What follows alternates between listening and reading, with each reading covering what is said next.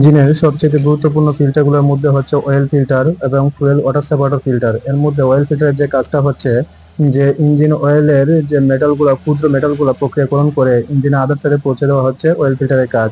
আর fuel ফিল্টারের কাজ হচ্ছে separator filter থেকে সরাসরি ফুয়েল প্রক্রিয়াকরণ করে পাম্পে পৌঁছে দেওয়া হচ্ছে ফুয়েল ফিল্টারের কাজ। তবে তার মধ্যে সবচেয়ে গুরুত্বপূর্ণ যে ফিল্টারটা হচ্ছে সেই ফিল্টারটা হচ্ছে আমাদের যে মেইন লাইন আসছে, মেইন লাইন থেকে এটা হচ্ছে ওয়াটার সেপারেটর ফিল্টার। আমি দেখাচ্ছি, এই হচ্ছে ওয়াটার সেপারেটর ফিল্টার। যে ওয়াটার সেপারেটর ফিল্টার, এই যে আপনি দেখতে পাচ্ছেন যে পরিমাণে ময়লা বা পানি জমে আছে, যদি এখানে পানি বা ময়লা জমে থাকে তবে সেক্ষেত্রে আপনার ইঞ্জিন দেখা দিবে যে ট্রাবেল দেখা দিবে, ইঞ্জিনের আরপিএম বাড়তেছে কমতেছে।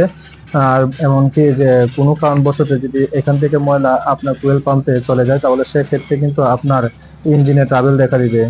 তো অবশ্যই এই ওয়াটার সেপারেটর ফিল্টারটা ম্যাক্সিমাম আপনার অন্তত মাসে 2-3 বার হলেও অন্তত চেক দিবেন, যাতে পানি জমে থাকলে বা ময়লা জমে থাকলে সেটা অবশ্যই এবার পরিষ্কার করে নেবেন। আর কেননা যে এই ময়লাগুলা অনেকটা ক্ষতিকর যে ফুয়েল পাম্পের জন্য।